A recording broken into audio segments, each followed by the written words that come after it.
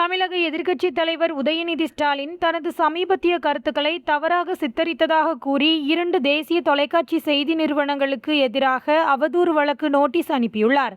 அந்த நோட்டீஸில் அவர் பகிரங்க மன்னிப்பு கோருவதுடன் அந்த செய்திகளை நீக்குமாறும் 100 கோடி ரூபாய் இழப்பீடு வழங்குமாறும் வலியுறுத்தியுள்ளார்.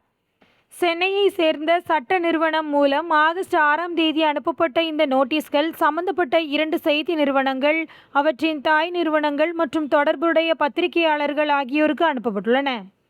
மேலும் இந்த நோட்டீஸில் கோரப்பட்டுள்ள 100 கோடி ரூபாய் இழப்பீட்டுத் தொகை பெறப்பட்டால் அது நடப்பு விவசாய பருவத்தில் குறுவை சாகுபடி பாதிப்பால் பாதிக்கப்பட்ட விவசாயிகளுக்கு வழங்கப்படும் எனவும் தெரிவிக்கப்பட்டுள்ளது. மேலும் இந்த கோரிக்கைகளை நிறைவேற்ற சம்பந்தப்பட்ட நிறுவனம் மற்றும் தனி நபர்களுக்கு 48 மணி நேர அவகாசம் அளிக்கப்பட்டுள்ளது.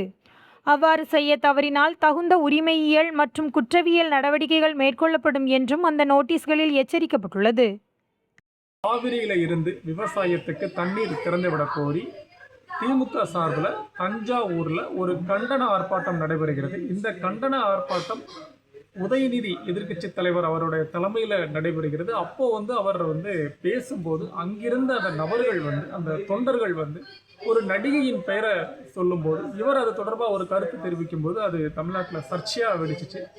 தொடர்ச்சியாக உதயநிதி மேலே சில வழக்குகளும் பதிவு செய்யப்பட்டுச்சு. இது தொடர்பான செய்தியாக்கிய ஒரு 2 தேசிய ஊடகங்களுக்கு திமுக சார்பாக வக்கீல் நோட்டீஸ் அனுப்பப்பட்டிருக்கு.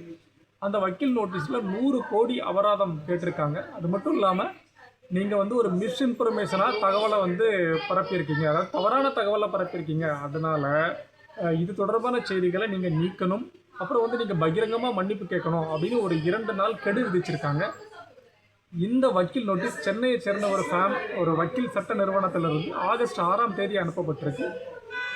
இதில் ஒரு முக்கியமான விஷயமும் சொல்லப்பட்டிருக்கு. என்ன அப்படின்னா, இந்த 100 கோடி இழப்பீடு வழக்கில் உதயநிதி தரப்பு வெற்றி பெறும் பட்சத்தில் அந்த பணம் தமிழக விவசாயிகளுக்கு அளிக்கப்படும் அப்படிங்கிற ஒரு தகவலையும் அவங்க மென்ஷன் பண்ணியிருக்காங்க.